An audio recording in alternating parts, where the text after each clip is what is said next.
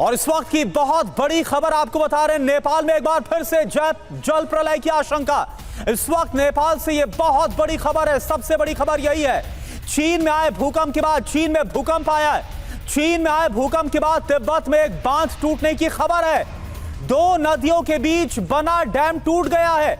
Nepal police के हवाले से यह खबर आ रही है कि तिब्बत में एक और बांध टूट गया है।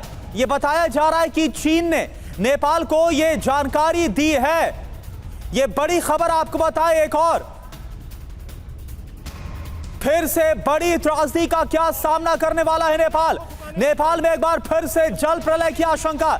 और ये उस वक्त की तस्वीरें, अभी बस कुछ ही देर पहले जैसे ही अलर्ट जारी किया गया, लोग तुरंत वहां से भागना शुरू कर चुके हैं। लोग जो ऊपरी इलाके हैं, सुरक्षित इलाके हैं, वहां पर जा रहे हैं। और ये देखिए, एक अस्पताल के अंदर जब रेस्क्यू चल रहा था, तुरंत जो रेस्क्यू टीम है वहां से तुरंत निकली है जैसे ही अलर्ट जारी किया गया। माहौल है वो सामने, आपको दुकानें बंद हो रही है। और एक और बड़ी खबर, खतरा कितना बड़ा है इसका अंदाजा इस बात से लगा सकते हैं कि नेपाल के प्रधानमंत्री ने संदेश को खुद जारी किया। नेपाल के पीएम ने लोगों को अलर्ट रहने के लिए कह दिया है। नेपाल में सर्च ऑपरेशन रोकने का तुरंत निर्देश दिया गया ताकि राहत में लगे जो कर्मचारी हैं वो सुरक्षित जगहों पर तुरंत शिफ्ट हो जाए। तो नेपाल में एक और जल प्रलय को लेकर अलर्ट जारी किया गया क्योंकि चीन में आया है भूकंप और इसके बाद चीन की तरफ एक और बांध के टूटने की खबर सामने आ रही है। और अभी 2 दिन पहले जो जल प्रलय आया उसकी तस्वीरें पूरी दुनिया ने देखी है और उसके बाद अभी भी हजारों की संख्या में ऐसे लोग हैं जिनका कुछ पता नहीं है। सैकड़ों की संख्या में लोगों की मौत की खबर मिल रही है। और 2 तस्वीरें आपको हम दिखा रहे हैं। एक तरफ आप देखिए, जब रेस्क्यू ऑपरेशन चलाया जा रहा था, खुद बालेन शाह नेपाल के जो प्रधानमंत्री, उनकी तरफ से एक संदेश जारी किया गया कि तुरंत तमाम जो रेस्क्यू ऑपरेशन है उनको रोक दिया जाए क्योंकि एक बार फिर से जो चीन में भूकंप आया, 2 नदियों के बीच बना हुआ डैम टूट गया है और इसके बाद नेपाल जल प्रलय का सामना कर सकता है। ये देखिए आप, जो लोग राहत और बचाव कार्य में लगे थे, तुरंत उनको वहां से जाने का निर्देश दिया गया। लोग वहां से भागते हुए नजर आ रहे हैं, सुरक्षित इलाके की तरफ जाते हुए नजर आ रहे हैं। ये देखिए आप तस्वीरें, और आपको तस्वीरों में हमारे संवाददाता आकाश वत्स भी आपको नजर आ रहे हैं। जब वो खुद रिपोर्टिंग कर रहे थे ग्राउंड जीरो पर, उसी वक्त यह अलर्ट जारी किया गया। और एक और बड़ी खबर, चीन में एक और बड़ी झील टूटने का दावा किया गया है। शोखेन नदी के पास झील टूटी है। रसुआ प्रशासन ने अलर्ट को जारी किया। नदी किनारे रहने वाले लोगों को सुरक्षित जगह पर जाने का निर्देश दिया गया है। तुरंत कह दिया गया है कि नदी और घाटी के आसपास जो लोग हैं वो तुरंत सुरक्षित जगह पर चले जाएं। आकाश इस वक्त हमारे साथ लाइव जुड़े हुए हैं ग्राउंड जीरो से नेपाल में। आकाश, इस वक्त आप कहां पर मौजूद हैं और क्या अलर्ट जारी किया गया, क्या हालात बनते नजर आ रहे हैं, जरा बताइए सब कुछ।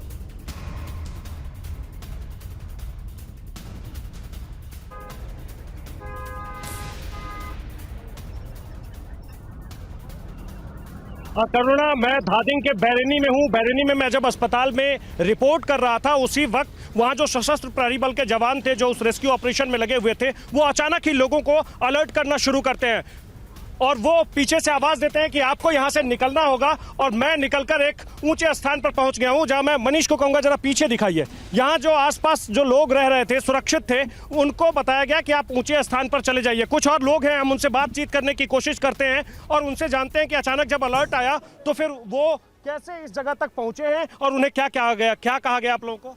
जी, इधर क्या बोल रहा है कि हमारा इधर जो पुलिस का सेक्रेटरी है वो सब इधर बोल रहा है, इधर से अभी ऊपर से जो चाइना से वो बात फूट गया है, ऊपर से वो नीचे रहने वाला आदमी को बोल रहा है कि तो थोड़ा सुरक्षित जगह पे रोको। सुरक्षित रहने के लिए ऊपर हम लोग का ऊपर से आया, मतलब वो तिरसुली से और वो नुआकोट से, बाद में रसुआ से भी वो उधर फूट गया बोल के चाइना से वो अलाउड आया हुआ है, इसलिए हम लोग को इधर से सुरक्षित। तो करुणा, जो 3 दिन पहले अलर्ट जारी किया गया था, उसी अलर्ट को फिर से कहा गया है, अलर्ट जारी फिर से किया गया है और कहा गया है कि आप लोग सुरक्षित स्थानों पर पहुंच जाए। क्या कहा गया? आप लोग सब परिवार यहाँ आए हैं? हाँ जी, हाँ, आप लोग अब यहीं पर काम करते हैं नीचे। उस दिन बाढ़ आ गया, अलर्ट आया, उसके कि सुरक्षित स्थान पर बैठो। उसी के आधे घंटा बाद ठीक है, इतना जोर से पानी आया कि उधर रिटर्न से पानी आकर यहाँ तक आ गया। अभी भी अलर्ट जारी हुआ है उधर से कि फूट गया है, इसीलिए पहले ही सबको सुरक्षित तो करुणा एक बार आप पहले तस्वीर देख लीजिए। ये जी। चूंकि ऊंचा स्थान है, ये सड़क है और इसी सड़क से आपको स्कूल बस, जो बस स्कूल के कैंपस में लगी थी, जिस स्कूल में पानी घुस गया था, उसके जो स्कूल बस हैं उनको अब बता दिया गया है कि आप लोग भी ऊपर की तरफ बढ़िए और धीरे धीरे आपको वो सारे लोग जो आसपास में रहते हैं वो ऊपर की तरफ बढ़ते चले आ रहे हैं। और एक बार ये तस्वीर भी दिखाइए मनीष, इस तरफ भी तस्वीर दिखाइए। एक पहले ये दिखाइए कि कैसे स्कूल बस को कहा गया है कि आप लोग भी सुरक्षित जगह पर जाइए। यहाँ जो लोग बैठे हुए हैं ये आसपास के ही लोग हैं, बस ऊंचे स्थान पर आ गए हैं। और दूसरे हिस्से में देखिए एक भी मकान आपको खुला हुआ नजर नहीं आएगा। जो लोग अपने घर में थे उन्हें कहा गया कि आप लोग तुरंत निकलिए और मुश्किल से 10 मिनट का वक्त लगा, लोगों ने अपने घर को छोड़ दिया है दूर दूर तक, जहां तक नजर। जी बिल्कुल आकाश, और हम आपको सुन पा रहे हैं, कुछ गाड़ियों समझ को सकते वापस हैं। किया बिल्कुल जा रहा है। हाँ, बताइए बताइए आप। नजर नहीं आएगा बहुत दूर दूर तक, और जो लोग नजर आएंगे वो लोग इसी ऊंचे स्थान पर हैं और यहीं वो इंतजार कर रहे हैं नेपाल पुलिस के। आगे नेपाल पुलिस क्या कुछ कहती है, नेपाल पुलिस क्या कुछ उन्हें सूचना देती है, वो उस बात का इंतजार कर रहे हैं। और हमने सुना कि किस तरह से अलर्ट जारी किया गया है और कुछ वैसी ही त्रासदी आने को लेकर खतरा जाहिर किया जा रहा है, जिस तरह से हमने बीते दिन देखा, एक दिन पहले जो नेपाल ने सामना किया। एक और बड़ी खबर नेपाल से इस वक्त की, बहुत बड़ी खबर, नेपाल में बाढ़ का नया अलर्ट जारी किया गया है। TV9 की रिपोर्टिंग के दौरान अलर्ट, और अलर्ट के बाद भागते हुए नजर आए लोग। तो एक बार फिर से क्या नेपाल में वैसा ही जल प्रलय आने वाला है? क्या हुआ? क्या फिर से बाढ़ आ रही है? फिर से बाढ़ आ रही है। आइए मनीष जल्दी आइए। ये कब सूचना कब मिली? अभी चल लेट्स गो फास्ट। ये अभी सूचना मिली है कि फिर से बाढ़ आ सकती है और इसी सूचना के बीच हम इस स्थान को छोड़ रहे हैं। मनीष जल्दी आइए। यहाँ जो टीम खड़ी थी वो टीम और सारे लोग यहाँ से बहुत तेजी से निकलते जा रहे हैं। मनीष तेजी से आइए, चारों तरफ अफरा तफरी का माहौल है, लोग यहाँ से किसी तरीके से निकलना चाहते हैं। कहाँ? किधर? इधर आइए आइए आइए। यहाँ जो जेसीबी से काम चल रहा था उसे रोक दिया गया है और यहाँ जो सशस्त्र प्रहरी के जवान हैं वो लगातार लोगों को सूचना दे रहे हैं कि आप लोग इस इलाके को खाली कर दीजिए। मनीष जल्दी से चलिए, जल्दी से चलिए।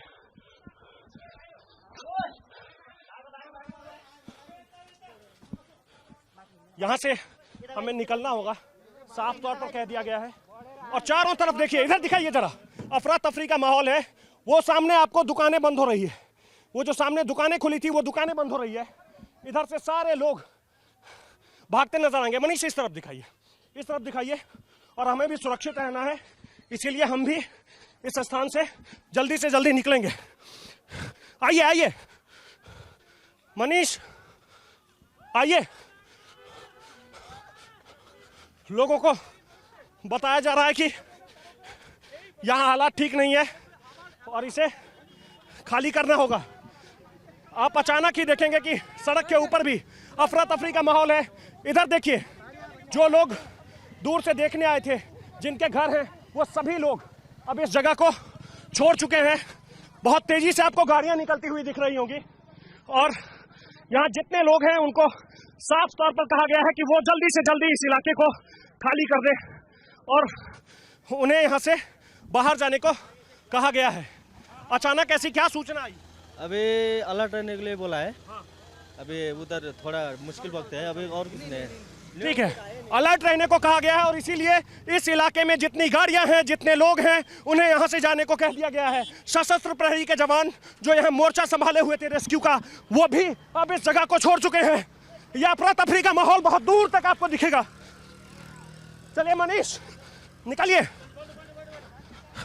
कैमरा पर्सन मनीष डोबरियाल के साथ आकाश वत्स, धादिंग, नेपाल, TV9 भारतवर्ष। नेपाल में बाढ़ के नए अलर्ट के बीच एक और डराने वाली खबर आपको बता रहे हैं। यह खबर आ रही है चीन से। चीन के सिचुआन में भूकंप के तेज झटके महसूस किए गए। सिचुआन में 5.1 तीव्रता का भूकंप आया और इसी के बाद अलर्ट जारी किया गया है कि एक बार फिर से नेपाल में जो इलाके हैं वहां पर, क्योंकि ऊपरी इलाके में भूकंप आया है और कहा जा रहा है कि दो नदियों के बीच बना जो बांध है वो टूट गया है इसके झटकों से।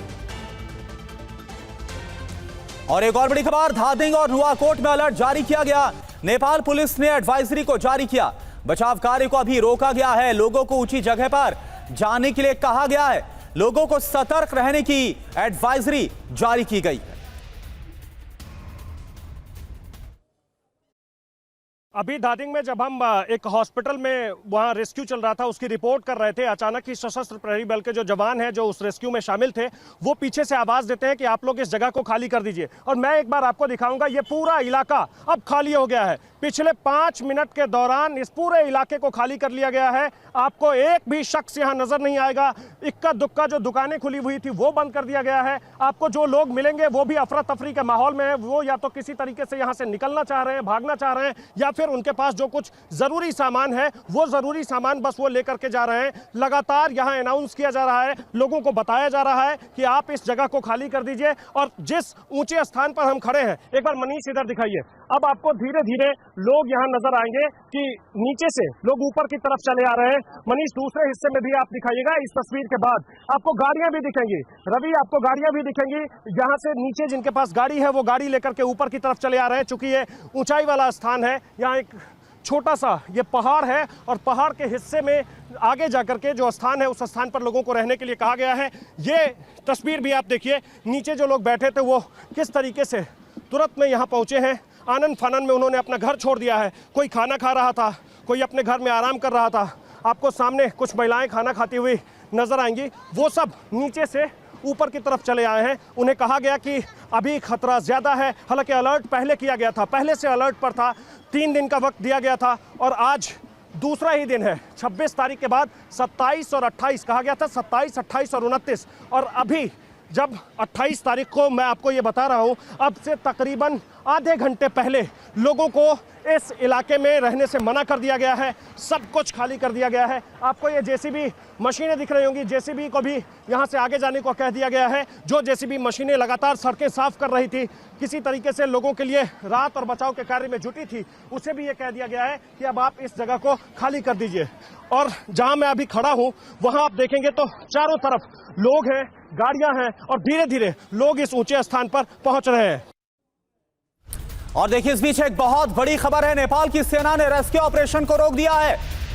धादिंग और नुआकोट में अलर्ट जारी किया गया। नेपाल पुलिस ने एडवाइजरी को जारी किया है और नेपाल की सेना जो रेस्क्यू ऑपरेशन में लगी हुई थी, अभी उसने रेस्क्यू ऑपरेशन को रोक दिया है। यह खबर आ रही है, नदी किनारे रहने वाले लोगों को अलर्ट किया गया, सतर्क किया गया, तुरंत वहां से निकल जाने के लिए कहा गया है। तो ये बड़ी खबर आपको बताएं, नुआकोट इलाके में बाढ़ का जो खतरा है वो जारी है। और ये देखिए आप, तस्वीरें आपको हम दिखा रहे हैं, ये तस्वीरें आपके सामने हैं। माहौल है वो सामने, आपको दुकानें बंद हो रही है। नेपाल की सेना जो कि रेस्क्यू ऑपरेशन में लगी हुई थी, उसने रेस्क्यू ऑपरेशन को रोका और जिस वक्त लोग वहां से निकले उस वक्त की रिपोर्ट भी आप देखिए। आकाश वत्स जो कि कवरेज के लिए वहां पर मौजूद है ग्राउंड जीरो पर, किस तरह से लोगों को तुरंत हटाया गया। लोग तुरंत अब सुरक्षित इलाकों की तरफ जाते हुए नजर आ रहे हैं, सुरक्षा कर्मियों को तत्काल। और यह आपको बता दें कि अब स्पेसिफिक जो लोकेशन है उसकी जानकारी आ रही। रसुआ, आपको ध्यान होगा एक दिन पहले भी जो तबाही आई, त्रासदी आई, सबसे ज्यादा नुकसान रसुआ में ही हुआ और वहां पर रेस्क्यू ऑपरेशन को रोक दिया गया है। यह खबर सामने आ रही है। तो नेपाल में जो रेस्क्यू ऑपरेशन चल रहा है अभी फिलहाल उसको रोका गया है क्योंकि चीन की तरफ से अलर्ट जारी किया गया है। और बड़ी खबर आपको बताएं, नेपाल के एक टनल में फंसे 100 लोग, हाइड्रो पावर प्रोजेक्ट की सुरंग में फंसे हैं मजदूर। नेपाल सेना ने रेस्क्यू ऑपरेशन को तेज किया है। अभी तक 350 लोगों का रेस्क्यू किया गया हेलीकॉप्टर की मदद से। राहत और बचाव कार्य जारी है।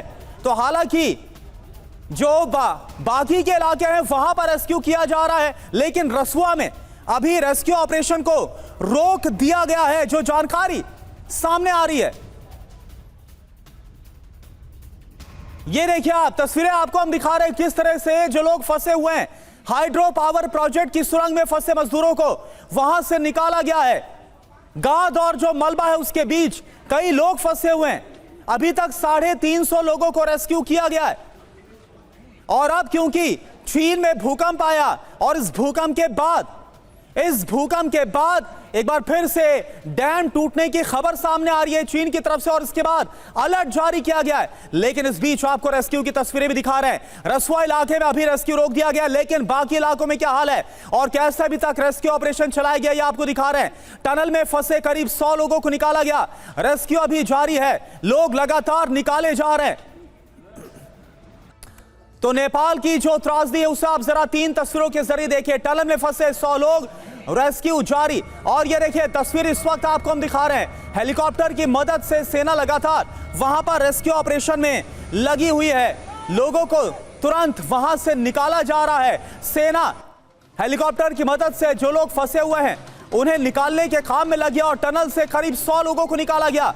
ये देखिए आप बहुत ही मुश्किल हालात में इस ऑपरेशन को चलाया जा रहा है। ये देखिए आप, एक मजदूर जो वहां पर फंसा हुआ था कैसे उसे गाद से निकाला गया। ये तस्वीर इस वक्त आपको हम दिखा रहे हैं।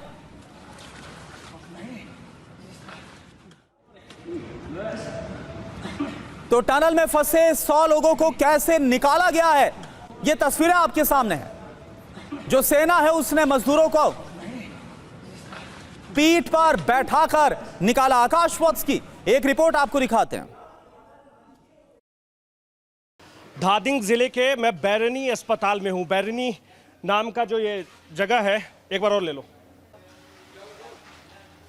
नेपाल के धादिंग जिले के बैरनी में हूं। ये बैरनी हॉस्पिटल है, गवर्नमेंट हॉस्पिटल है। और अब यहां से ये जो मलबा है, मलबा निकालने का काम शुरू हो गया है और इस अस्पताल को फिर से शुरू करने की तैयारी हो रही है। आप जब अंदर आएंगे, आगे आते रहेंगे मनीष, तब पता चलता है कि आखिर किस तरीके का मलबा है। ये देखिए, जब हम आगे बढ़ेंगे तब पता चलता है ये लगभग घुटने भर मलबा है। और हॉस्पिटल का ये मनीष, ये दिखाइए, ये टिकट काउंटर, रूम नंबर 101, ये टिकट काउंटर है। लेकिन इस टिकट काउंटर में अभी फ़िलहाल जाना ठीक नहीं है। हम कोशिश करते हैं कि हम कहाँ तक पहुँच पाते हैं। ये है टिकट काउंटर वाला वो रूम नंबर 101। और इसकी स्थिति देखिए, कुछ भी सुरक्षित नहीं है। जितना जो कुछ था सब बर्बाद हो चुका है। एक भी सामान यहाँ आपको सुरक्षित नहीं मिलेगा। जो स्थान, जो जगह, जो कमरा लोगों को ठीक होने की गारंटी देता था, उस कमरे की स्थिति कैसी है और पानी कहाँ तक था, वो सारे निशान आपको दिखेंगे। जो एक कमरा यहाँ आने के बाद लोग आश्वस्त होते थे कि यहाँ पहुँचकर अगर हम टिकट ले लेंगे, इस अस्पताल में इलाज कराएंगे और ठीक हो जाएंगे, उस अस्पताल की स्थिति को आप देखेंगे तो देखकर बहुत हैरानी होगी कि आखिर किस तरीके से यहाँ परेशानी है। ये लगभग घुटने भर का मलबा है। और आप नेपाली सेना से? हाँ। हजुर एकछिन सरहरूले कुरा गर्ने। मैं जो यहाँ राहत और बचाव की टीम है, हम कोशिश करते हैं बात करने की। हजुर हाँ लो, ठीक है, हम बातचीत करने की कोशिश करेंगे। लेकिन आप पहले इस अस्पताल को देखिए और ये देखिए कि कैसी बर्बादी हुई है। ये एक्सरे रूम है, रूम नंबर 104। मनीष, अगर दिखा पाए तो दिखाइए ज़रा, एक्सरे मशीन को दिखाइए, एक्सरे मशीन को दिखाइए कि अब कुछ भी सुरक्षित नहीं है, सब बर्बाद हो गया, या तो बह गया या यहाँ जो है वो सब पूरी तरह से बर्बाद हो चुका है। कुछ भी आपको यहाँ पर सुरक्षित नहीं मिलेगा। हम कोशिश करते हैं इसमें जाने की। नहीं, यहाँ जाना ठीक नहीं है। ये हाल है। एक्सरे वाला जो रूम है, वो जो एक बड़ा सा हॉल है, कमरा है, रूम नंबर 104। आइए आगे की तरफ चलकर देखते हैं। इस यहाँ जितने स्ट्रेचर हैं, जो बेड हैं, वो सब बर्बाद हो चुके हैं। या तो बह गए या फिर वो बर्बाद हो गए। कुछ भी सुरक्षित नहीं है। जिससे सब कुछ ठीक होता था, जिस स्थान पर आकर लोग खुद को ठीक मानते थे, उस स्थान पर अब कुछ भी ठीक नहीं है। हॉस्पिटल में यहाँ कितना कमरा है? इधर तो बहुत सारा कमरा है। हाँ, इधर ये ग्राउंड फ्लोर पूरा बिखरा हुआ है, आप देख ही सकते हैं। ये केवल नुकसान ग्राउंड फ्लोर तक? ग्राउंड फ्लोर ही है, ऊपर कुछ नहीं हुआ है। हाँ। मगर ये जल्द से जल्द हमको साफ करना है। हाँ। और ये बहुत टाइम लगेगा क्योंकि ये बहुत दलदला है। हाँ। ठीक है, इसलिए हम साफ सफाई में ध्यान दे रहे हैं। हमारा एक टीम इधर साफ सफाई कर रहा है, दूसरी उधर रेस्क्यू ऑपरेशन में गया हुआ है। दूसरों का घर भी। ये सिर्फ आम पुलिस फोर्स है। हम आम पुलिस फोर्स, मैं असिस्टेंट सब इंस्पेक्टर अनिश श्रेष्ठ हूँ। ठीक है, थैंक यू सर। नेपाल की सशस्त्र प्रहरी आर्म्ड पुलिस फोर्स जो है, उसने मोर्चा संभाल लिया इस हॉस्पिटल में और लगातार ये कोशिश की जा रही है कि हम मलबे को जल्दी से जल्दी निकाल लें। मनीष आइए, ये लैब है, इस तरफ लैब है। ये लैब भी पूरी तरह से अब बर्बाद हो चुका है। लिखा हुआ है अनुमति बिना प्रवेश निषेध। हालांकि अब ये सब बर्बाद है और ये दरवाज़ा भी नहीं खुल रहा। बहुत सारा ऐसा सामान है जो बाहर से आकर भी इस हॉस्पिटल के अंदर अटक गया है, जिसे निकालने की कोशिश की जा रही है। आइए, यहां निडिल हो सकता है, तो यहां सशस्त्र प्रहरी बल के जो जवान हैं वो कह रहे हैं कि आप जरा आराम से चलिए, क्योंकि नीचे कांच का टुकड़ा हो सकता है या फिर निडिल हो सकता है, क्योंकि जो कुछ भी यहां था वो सब यहां से बह गया या फिर इसी मलबे में दबा हुआ है। इस हॉस्पिटल में जितनी दवाइयां थी, जितने इक्विपमेंट थे, जितने सामान थे, वो सब बर्बाद हो चुके, सब बह गए हैं। और कई ऐसे कमरे हैं जहां तक पहुंच पाना भी बहुत कठिन काम है। हॉस्पिटल फार्मेसी, ये दवाई की दुकान है। जरा मनीष, दवाई की दुकान को दिखाइए कि कितनी दवाइयां नीचे बिखरी पड़ी है, सब बर्बाद हो गया, कुछ भी इसमें बचा नहीं है। एक एक सामान, चेयर, सामने आपको ऑक्सीजन सिलेंडर दिखेगा। ये ऑक्सीजन सिलेंडर जिसके सहारे लोग ये मानते हैं कि उनकी जिंदगी बची हुई है, उस ऑक्सीजन सिलेंडर की क्या स्थिति है वो आप देख सकते हैं। ये फार्मेसी स्टोर की तस्वीर आप देख रहे हैं, जो अभी हमारे कैमरा पर्सन मनीष आपको दिखा रहे हैं। ये हॉस्पिटल का जो फार्मेसी स्टोर है उसकी तस्वीर है। आइए जरा आगे की तरफ बढ़ते हैं। ये दिव्यांगजनों के लिए जो चेयर है उसकी स्थिति में आप देख सकते हैं कि वो सब कैसी हो चुकी है, कुछ भी नहीं बचा है। आप इसे ऐसे समझिए कि यहाँ कुछ भी सुरक्षित नहीं है, बस ये एक ढांचा खड़ा है।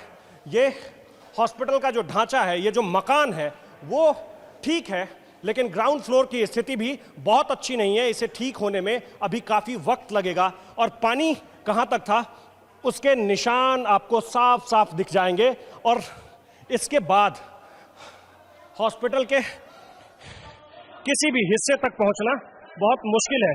जब पानी आ रहेगा तो यहां तक मुश्किल है। और इस अस्पताल का हालात आप जो देखकर अंदाजा लगा सकते हैं कि नेपाल में किस कदर त्रासदी आई। और अब एक और त्रासदी को लेकर, जल प्रलय को लेकर अलर्ट है। बड़ी खबर क्या आ रही है, चीन की सरकारी एजेंसी के हवाले से यह खबर आ रही है, चीन ने तिब्बत में रेस्क्यू ऑपरेशन रोक दिया है। तिब्बत में नई बाढ़ का खतरा जारी किया गया है और यह इस वक्त की सबसे बड़ी खबर है। एक बार फिर से तिब्बत और जो नेपाल का इलाका है वहां पर बाढ़ आ सकती है और खासतौर पर रसुआ में अलर्ट जारी किया गया है, जहां पर पहले भी सबसे ज्यादा असर, सबसे ज्यादा नुकसान हुआ, वहां पर भी ऑपरेशन को रोक दिया गया है। और खबर यह है कि चीन की तरफ से तिब्बत में भी रेस्क्यू ऑपरेशन को रोका गया है। तो जिस समय नेपाल में सैलाब आया उस वक्त धादिंग जिले के एक स्कूल में 750 बच्चे पढ़ रहे थे। हालांकि समय रहते सभी बच्चे सुरक्षित जगहों पर चले गए, लेकिन बाढ़ ने स्कूल को तबाह कर दिया। संवाददाता आकाश वत्स की रिपोर्ट आपको दिखाते हैं। मैं इस वक्त धादिंग जिले के गलशी बैरनी बागेश्वरी माध्यमिक विद्यालय में खड़ा हूं और इस विद्यालय की स्थिति को देखकर आप यही सोचेंगे कि आखिर प्रकृति ने नेपाल के ऊपर कैसी मार दी है, किस तरीके से लोग यहाँ परेशान रहे होंगे। और लोगों का तो छोड़िए, जो स्कूल के बच्चे हैं, जो स्कूल आए हुए थे, वो किस स्थिति में रहे होंगे आप सहज अंदाजा लगा सकते हैं। इस क्लासरूम को देखिए, बच्चे जब यहाँ पढ़ने आए थे सुबह के वक्त में, तो वो बिल्कुल आम दिनों की तरह वैसे ही आए जैसे उन्हें लगा कि वो अपने स्कूल जाएंगे, स्कूल में खेलेंगे, पढ़ेंगे, टीचर के साथ बात करेंगे, कुछ समझेंगे। लेकिन आने के कुछ ही देर के बाद उन्हें पता चला कि असल में आज प्रकृति को कुछ और ही मंजूर है। और तभी ये बच्चे यहाँ से अपने स्कूल बैग, अपने टिफिन बॉक्स, अपने वाटर बॉटल को छोड़कर यहाँ से किसी तरीके से चले जाते हैं अपनी जान बचाने के लिए। और ये स्थिति सिर्फ एक क्लासरूम की नहीं है, एक स्कूल की नहीं है, न जाने कितने ऐसे स्कूल हैं, कितने ऐसे क्लासरूम हैं। इस स्कूल के ग्राउंड फ्लोर पर जितने भी क्लासरूम हैं, उस क्लासरूम में ऐसे ही दलदल है, ऐसे ही मलबा आकर फंसा हुआ है। ये यहाँ कुछ भी नहीं बचा है, यहाँ जो मलबा है इसमें कुछ भी नहीं बचा है। ऐसा लग रहा है जैसे किसी ने जानबूझकर ऐसे किया हो। लेकिन ये सब प्रकृति को मंजूर है और प्रकृति ने किया है। कुछ भी नहीं आपको दिखेगा, ना तो बेंच, ना तो डेस्क, ना तो बच्चों का स्कूल बैग। इस क्लासरूम में कुछ भी नहीं है। स्कूल के कुछ टीचर भी हमारे साथ हैं, हम उनसे भी बातचीत करेंगे, उनसे जानने की कोशिश करेंगे कि आखिर उन तक कैसे सूचना पहुंची। आप लोगों को कब यह सूचना मिली? हम लोग को 10:40 में मिली। 10:40 पर क्या बताया गया? पहाडी आइरहेछ, तपाईँहरूको विद्यार्थी लिएर पहाडतिर भाग्नु भनेर भन्यो। अनि हामीले हाम्रो विद्यार्थीहरू लिएर हामी डाँडा पहाडतिर गयो। ये कह रहे हैं कि इनके पास सूचना आई कि बाढ़ आ रही है, आप लोग स्कूल को खाली करो, बच्चों को यहां से लेकर जाओ। उस वक्त कितने बच्चे थे यहाँ? 750 बच्चे। 750 बच्चे इस स्कूल में थे। स्कुल बच्चा र मास्टर गरेर 750। स्कूल में जो टीचर हैं, स्कूल के स्टाफ और बच्चों को मिलाकर, स्टूडेंट को मिलाकर कुल 750 लोग थे। यहां से आप लोग बच्चे को किस तरफ, ऊपर की तरफ लेकर गए थे? पहाड़ी तक, यहाँ भेज दिया ना सबको। हाँ, यो मेरो नाम दिपेन्द्र वाग्ले, मैं स्कुलको टिचर। यहाँ चाहिँ 10:25 देखि बच्चाहरूलाई चाहिँ यो पहाड भनौँ माथिल्लो भागमा चाहिँ पठाउन हामीले चाहिँ जारी गऱ्यौँ।